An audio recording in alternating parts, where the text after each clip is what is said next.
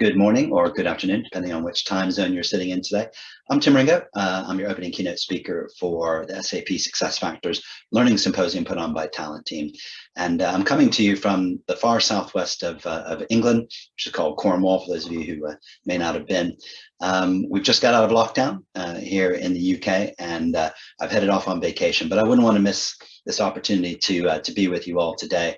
So I'm very pleased to join you, and thank you to SuccessFactors and to Talent Team for having me come today.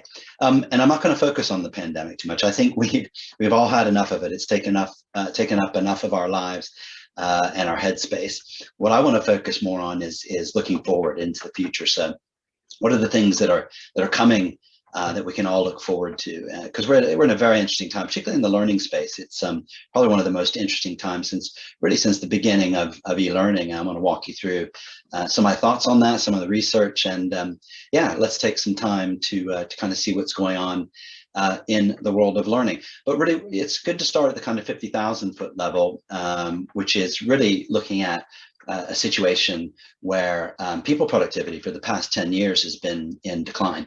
And I did some research on that, wrote a book on it, and we'll be using some of that as some of the background for today. But learning is absolutely key to solving this puzzle, and let's have a look. So first things first, let's look at the title. So today is about driving organizational change by improving people engagement and performance. And what we're going to outline is, how innovative learning programs prepare employees and leaders to thrive in the time of constant change. And we've been certainly through a lot of change recently. So, but not all of this is bad. Sometimes change comes along and knocks us on to a different path, one that we may not have chosen otherwise. And I believe, and hopefully by the end of this presentation, you'll also believe that I think we've been knocked onto a more positive path. So let's have a look at some of the content. So first of all, a little bit about me. I have a 30-year career as a senior executive, leading HR management consulting and HR software engagements worldwide. So that's where my gray hair comes from, for doing this for a very long time. These days, I'm an author, board advisor, conference speaker, and workshop facilitator. My latest book, Solving the Productivity Puzzle, came out late 2020. Turned out to be really timely. And I'm really proud and pleased to say that it's been shortlisted for Business Book of the Year 2021 by the Business Book Awards. A little bit about where I come from in terms of where I've worked. So I started out at Accenture, was there for 16 years. I was a senior partner there. Recruited to IBM to lead the global human capital practice there.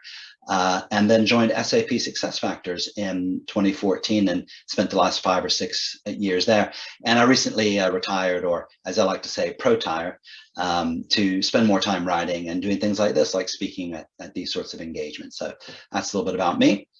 But let's get into the content. So, really, if we think about it, we're kind of in one of those situations where I believe technology is racing ahead of us, right? So if you look at sort of human and technology progress, you go back to say 10,000 BC up to sort of about 1785.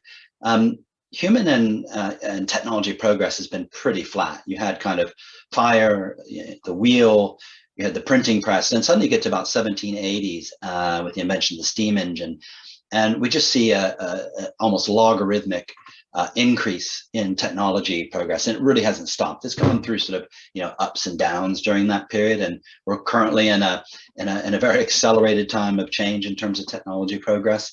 But it's been something that hasn't been seen in human history really the past 200 years or so. So what has that done to humans? Well, you are here. We're seeing a situation where really the technology is racing ahead of us, and in many cases it's overwhelming us. And we're in one of those cycles where people and technology, the alignment, it just isn't there. And part of that is I think we've got away from investing heavily in aligning people to new technologies. We're sort of in a phase where we're rolling technology out for technology's sake. It's about compliance, automation. Really, when we're talking about technology and humans, we really should be looking at it more in terms of human-centric applications, things that make people better, that augments the human versus automates, that create situations where people can flourish. And I think that's really where we need to focus in terms of change. But this is what's called the productivity paradox. Well, you get fantastic technology. Many people say, well, shouldn't we have sort of huge increases in productivity? Well, we do on occasion, but quite often technology drives down productivity, only to see it come back up again later. And we're at one of those inflection points right now.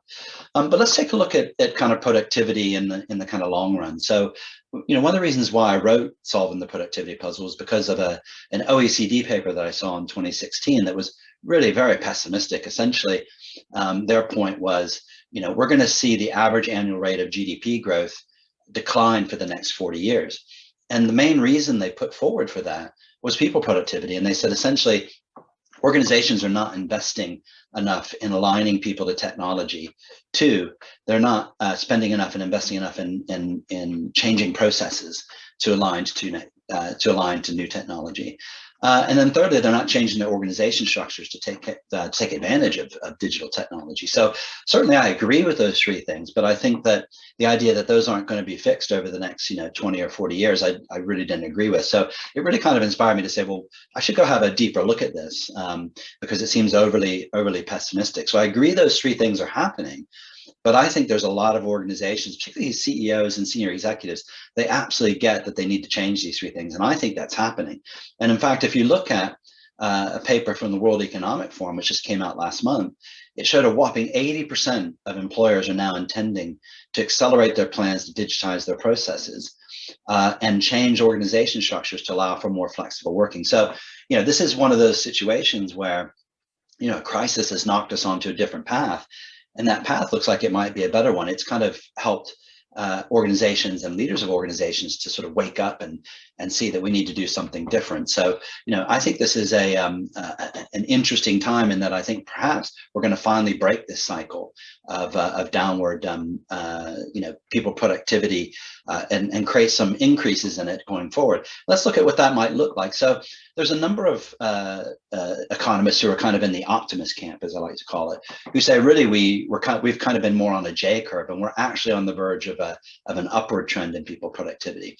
Basically what they're saying is that we've kind of got through this most recent technological inflection, and that things like artificial intelligence and machine learning and organizations investing more in these and making technology more human centric, making technology more about helping people be better at their jobs, that we're on the cusp of what could be ultimately the biggest increase in human productivity that we've ever seen. So that's the optimist camp, and that's the sort of camp that I sit in based on my experience and in working in the HR business, my experience in working in the technology business.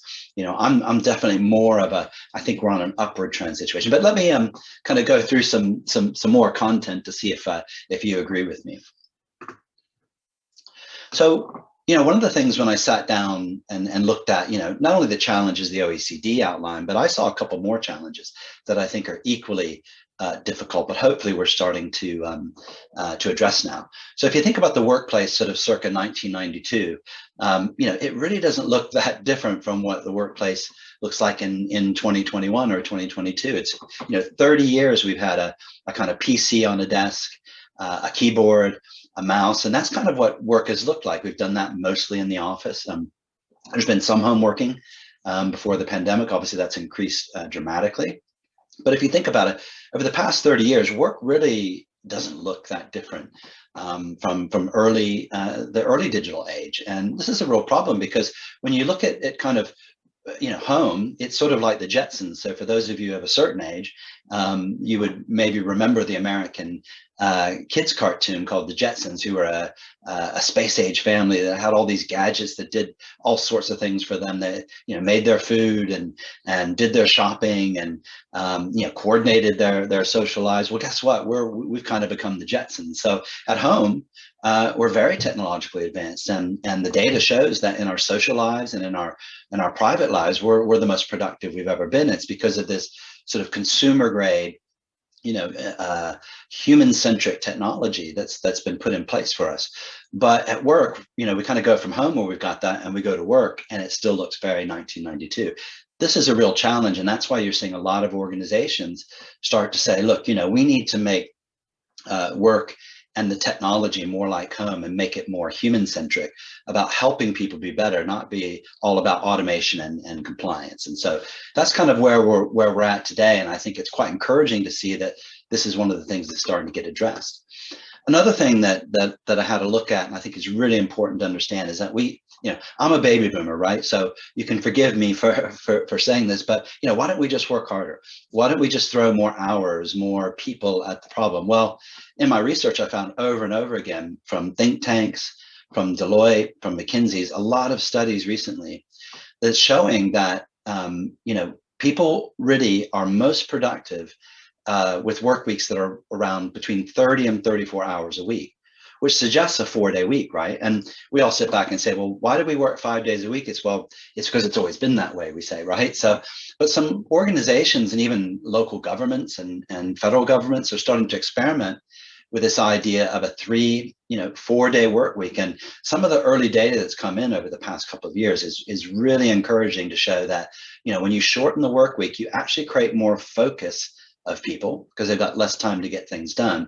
And it isn't about filling up a whole week, it's about focusing on the work. And there's other factors in play here. But the bottom line is that you should keep in mind that when you get past sort of 32 hours per week, you sort of hit diminishing returns, and data over and over again shows us. So we can't just throw more people at this. We just can't throw more hours at it. We have to work smarter. So, why think about it in terms of, not just working harder? Well, I think we have to change, and we have to, take this opportunity to not waste the crisis. And one of the problems I ran into when I first sat down to write the book was I went and looked up in my, business textbook from when I went to university, what was the definition of productivity? And it's here, it's on the left, which essentially says various measures of the efficiency of production. Productivity measures expressed as the ratio of output to inputs used in a production process. Well, I sort of sat and I looked at that and I thought, well, that sounds very 19th century, right? That's humans on a farm picking fruit, or that's humans in a factory producing widgets. And that's just not what work looks like today. So if we're only measuring on that very one-dimensional approach, we're really missing, I think, a larger part of the productivity puzzle. And what should it look like? So I sat down and thought, right, I need to come up with a definition that's more 21st century, more encompassing of what's really involved in productivity in current times. And I came up with the following. So see if you agree. Getting stuff done that measurably improves the economic and human interests of organizations and society at large. So it's not just about people producing and that creates value and wealth. It's looking at it in a more three-dimensional stage. We said, obviously there's a physical side to it, the economic bit, but there's the human interest, there's the human at the core of it. And also then it's the organizations they work for and the society they live in. And it's really a broader thing that we have to look at in terms of productivity. So what does that mean if we kind of take that down, a level? And really I kind of broke it down into, I think, 3 really simple buckets. So let's have a look here. So there's always a value piece, right? There has to be a fiscal side to productivity: inputs, outputs, measured value, wealth creation. If we look at it today, even, the communist Chinese are capitalists. So, we all need to keep track of these things. But there's a couple of other elements that I think are really important that drive that value but get left out of the equation. So the first one is what I think we all call engagement, but what I define is, a workplace that's purpose-driven. It gives employees the opportunity to flourish. So it's the kind of workplace that you get up in the morning and say, hey, I want to go to work and I want to do the best I can. And those workplaces are purpose-driven. They have a purpose that people, buy into. It has leadership that helps them develop in their personal skills, but also their career. And it gives people the opportunity to really flourish and grow. And that's where everybody, who doesn't want to work in an organization like that? Well, guess what? When you have that kind of work environment, it leads to more innovation, right? So people in this type of work environment have the headspace to step back and think, well, what about new products? What about new services? What about a new way of doing things? And that's what we see in these organizations that create these kind of purpose-driven organizations. Well, they're highly innovative.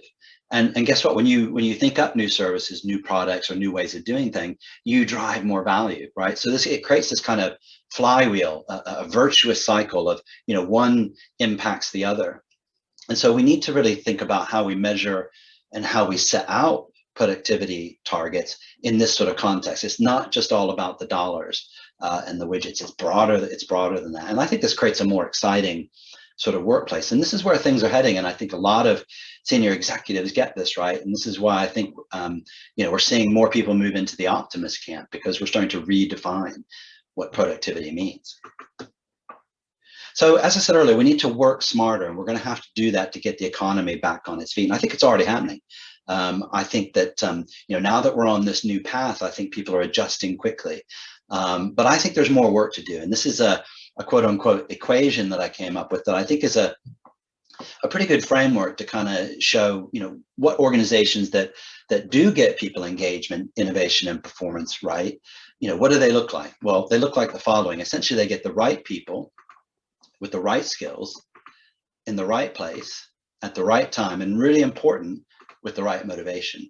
And this creates what I call PEIP, or people engagement, innovation, and performance, which ties then back to this new definition of productivity. And I mean, who doesn't want to work in this kind of organization? So, but let's be clear, not every organization can 100% of the time get this equation in balance. But if you can get it 50%, 60%, 70%, employees appreciate organizations that try to get right people, right skills, right place, right time, right motivation, and do it most of the time. And that's a really fantastic place to work. But it doesn't stop there. If we start to then add in, this is where the important inflection point is in terms of where I think we are right now, which is AI and machine learning. People see it as, oh, well, it's going to replace humans. I think it's going to be the opposite. I think we're going to see humans harness AI and machine learning, just like we harnessed the steam engine back in 200 years ago, to drive greater achievements and greater productivity. And so this is one of the reasons why I think we're on the verge of I think a really fantastic historic level of people productivity. And there's a lot of economists who agree with that we are starting to solve this equation more and more and do it better. And I think this is very exciting for our future. So think differently, do differently, apply a framework that helps create that kind of place that we all want to work, right? And I think what's really important, and this is what this presentation is about, which is where does learning fit in, right? And learning is absolutely critical. I mean, it's no good to give somebody performance objectives and say, let me see you at the end of the year, and I hope, and give you good luck. You want to give somebody their targets and then give them, learning that helps them achieve that, right?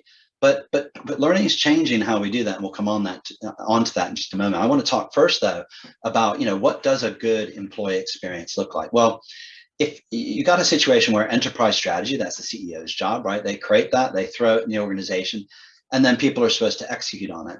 Well, guess what? Organizations that are very effective at attracting and retaining, motivating and developing, connecting, enabling, and then deploying and managing that human capital in this kind of integrated set of processes and technology, you get this integrated employee experience, which, guess what? That makes people more productive. And it makes it more likely that you can achieve your organization's target. So this is what I call, and what lots of people call this, called the integrated employee experience. This is what we mean by good employee experience. So if we kind of break that down into, well, what's that mean in HR? Let's get really specific. Well, it gives HR an opportunity to create transformational change that's sustainable, right? When we can do this really, really well. And the processes that we're talking about are the ones that we all know and love, right? So recruitment and onboarding, getting the right people in, performance and goals, giving them their targets and set out their rewards if they achieve them. Motivate and develop. This is where learning comes in, right? So learning and collaboration, really important part of the puzzle here. And then workforce management and succession, getting right people in the right place, helping people move up in their career. This is what's really, really important. And when you create this kind of environment, which I think first is a mindset, two is a set of processes that does this, and third, and I purposely put technology last because you have to have the other two first. Then you put the technology in place that helps create this human experience, digital experience, right? And this is where, SuccessFactors is fantastically, capable in doing this, and why it's one of my all-time favorite platforms, and why I went to work for the company. We have the technology to do this today, but it isn't a technology first thing; it's a mindset, and then it's a set of processes, and then we put the technology in to do it. And guess what? When you're an organization that does this really, really well, you can create high levels of enterprise performance and do it consistently. But you know what the glue is? The most important part of all of this for me, in my experience over 30 years, is learning and collaboration. This is kind of the glue that pulls everything together. You can't attract and retain, motivate and develop, connect, enable, deploy, and manage without a robust approach to give people the skills they need. It's the critical component in my mind. So as we kind of bring this down, into levels of detail, this is what we mean by an integrated employee experience. This is where learning and effective learning and innovative learning sits and drives this new way of thinking and doing. So I think it's all well and good to say, well, learning and collaborations, innovation is a good thing, but I think it's worth, before we look at it in a little bit more detail, to kind of say, well, what's the definition? And I quite like this one that the OECD, even though they're kind of in the pessimist camp, I like this definition they've come up with of, what an innovative organization is. And as you can see here, it's where you continually implement new or significantly improved product, processes, marketing methods, organizational methods, practices, et cetera, and create a new workplace experience. And I totally agree with that definition. I think it's pretty succinct, and that's what the goal should be in terms of what we're trying to do, right? But then what does a innovative and productive organization look like from the people's perspective, right? Well, the OECD has some definitions for that, and I think these are great too, very succinct. Employees can tackle problems from new angles and in new ways, and there's no punishment for doing that. In fact, it's encouraged to say, think of new ways of doing things. Take some risks. So employees are supported in developing those new ideas from the beginning to the end. Whether they succeed or fail is not the important thing. It's that we try these new things and we develop them and get behind them. And then third, organizations are flexible in adapting to these new ways of doing things in their operations and in their technology and their processes. And I totally agree. I think this is an innovative workplace culture, and I'm sure you could add some things to it, but I think this is just kind of a clear, concise way to say, well, what do we mean by an innovative organization? What do we mean by an innovative workplace culture? And I think we can probably agree that these are three pretty good definitions. But how does that then fit into the learning space? So let's take a look, and I'm going to take a quick drink of water here while we do this. So the following are what I think are three key success factors, pun intended, in today's innovative learning. So let's have a look at these, the three that I've learned and where some of my gray hairs come from. So first and foremost, always in my mind, is cultural. So, the thing that's changing dramatically, finally, after 20 years of what we've heard about e-learning, I think we're finally seeing the democratization of learning content and the access to that content. So we're realizing that not everyone learns content in the same way, but everybody needs to have access to that in a way that fits for them, right? So I think we're democratizing learning, both the content and the access. And part of that is a big innovation that's been in the works for a long time, but I think it's finally coming to the forefront, which is putting learning in the flow of work. So not having training culturally as it's an event, you go online, you do this thing, or you go to this classroom, you do this thing. It's learning happening almost like performance support. It's happening in the job. It's in the flow of your work. And I think we can all agree that the best way to learn is learning by doing, and then having that support. So learning that supports that flow of work and provides the right learning at the right time, but also has this other element, which is the collaboration piece, which is learning in real time from experts.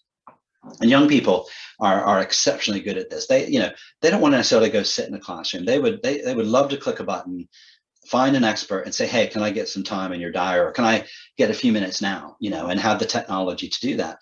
Culturally, this is how, these are the success factors in terms of how innovative learning is done and how it's changing. And I think you all would probably agree that these are the things that are really exciting that are happening at the moment. And I think this is going to have a fundamental impact on learning going forward. The other one is embracing new technology. So a focus on human-centric digital tools, right? Again, back to this idea of the tools are consumer grade. They're easy to use. It's intuitive. It's not about compliance and automation. It's about augmenting the human, making them better at their job, and making them happier at their job, right? And part of this is the emergence of two new categories of technology. LMS, which has been around for a long time, but LXP. The new bit is the combining of these two things, right? To create this immersive experience where you've got the system of record, which is the LMS, you've got the, the kind of engine, which is the LMS, and then on top of that, you've got the LXP, the learning experience platform that makes it consumable, very easily consumable, and it's personalized to the human, not to a group of people, but down to you specifically. And then it uses AI and machine learning to create this adaptive learning. So it learns how you learn, right? And this whole idea that as time goes on, your learning platform gets better and better at supporting you as you go forward. And in many cases, you don't even notice it supporting you, right? And that's kind of where things are headed, this kind of intelligent performance support kind of learning. So embrace the new technology. The last is, and I think really important, if you're going to embark on a change program, it's really important to have that compelling purpose for the change, right? So people want a purpose to rally around, and we should give it to them, right? And I think every organization has got a purpose that's, that's exciting. You just got to discover it, put it up front, and help people buy into it. And part of that is communicate, right? So you can never over communicate the purpose for a compelling case for change, right? And that's really, really important. Which really gets to the next bit, that once you're on that road and you're creating an innovative learning environment, it's about then measure progress and celebrate it, right? So measure progress not for compliance, but measure it to show how we're doing, how we could do better. And then, it's really important to stop and celebrate the big wins. It's very easy to kind of move on to the next thing, but I think it's really important to say, wow, we were here and we did these things, we changed culture, we changed technology, and now we're here, and measure the real impact of that on humans, but also on business performance. So from my perspective, these are the key, quote unquote, success factors in today's innovative learning. So let's look at a couple of examples and see what you think. So, but before we do that, I just want to hammer home this this point, which is that and this is a model that Josh Bersin uses, and you've probably seen, but I love it. I call it kind of the kind of learning experience sandwich, which essentially says, bottom up, we've kind of built our HRMSs, HR management systems, we've got our LMSs, and that's created the kind of the foundation.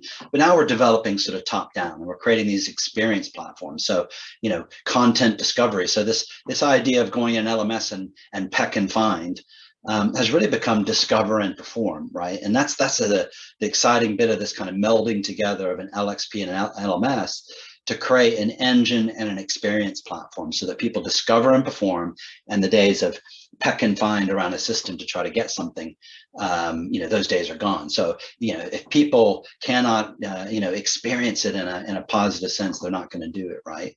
And so let's use a couple of examples. So where have we come from and where are we going? So I had the privilege, and this seems like a very long time ago, in 1999 to team up with BT for 3 years. And I helped their retail organization and their HR organization design an e-learning program called Experience. And the program was, and this is, it's hard to believe, but in 1999, when BT did a survey of their employees, they found less than 10% of them understood what the World Wide Web was, that understood what IP meant, that understood what broadband was. It was shocking because BT was just about to come to market with all of these products, and we're making a big bet on these things, right? But only 10% of the workforce understood these things. So we put in place an e-learning program, which essentially the idea was, well, the way to get people up to speed on what the internet is put them on the internet and get their learning there, right? So we did some initial really simple e-learning modules to help people understand, it's kind of click and learn and take some tests kind of things. So to kind of learn what the key things were about the internet, and then what products BT was creating. And then on the back of that, for all of the customer facing people, we created online simulations of a customer conversation. So people could practice a conversation of educating a customer on what what broadband was, or what an IP address was, or these really simple things that we could sort of take for granted today. So this program rolled out to 20,000 customer-facing people. We did it in a year. We got everybody through the program, and it had a tremendous change to the organization. After that, 90% of those customer-facing people said they could talk confidently to customers about products. You may have seen it if you lived in Britain at the time, because other telcos then adopted AT&T in the US. I went over there and helped them with that. It was really quite extraordinary in an early use.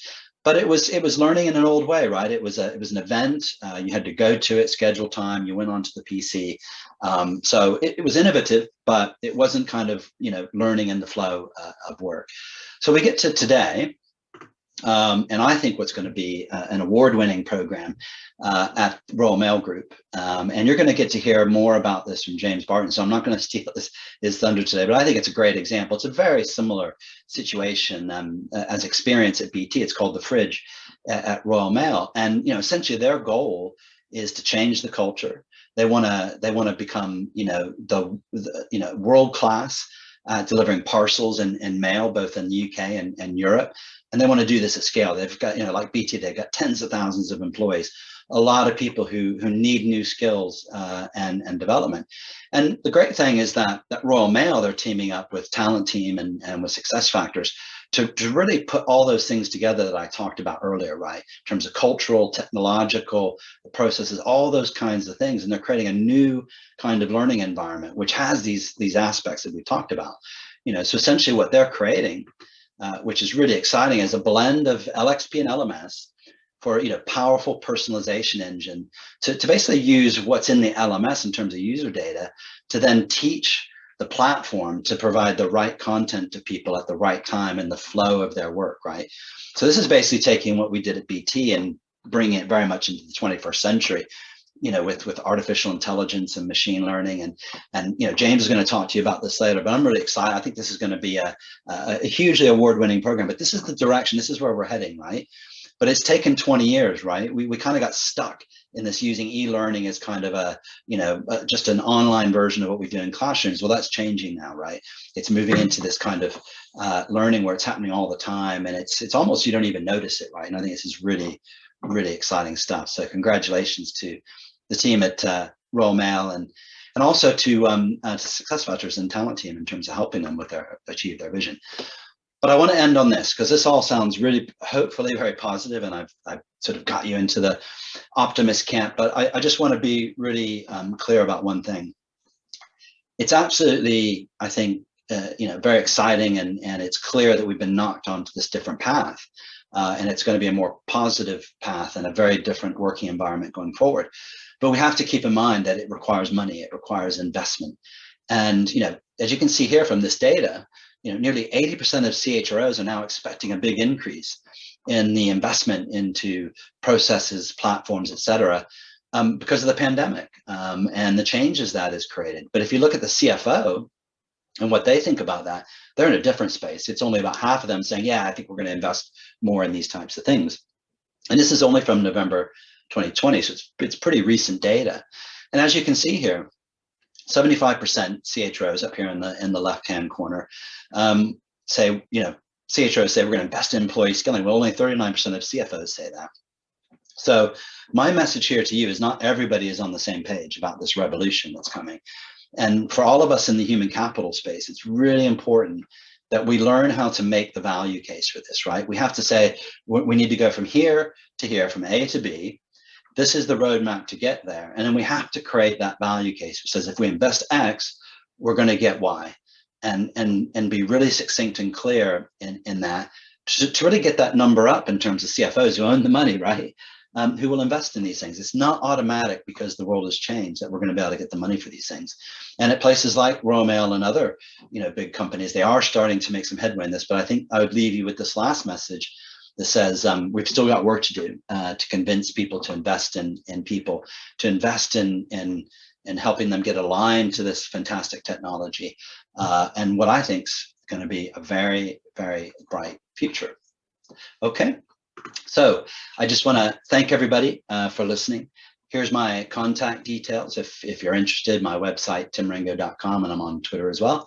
And I just want to say thanks for listening, and I'll be ready to take some questions shortly. Thank you very much.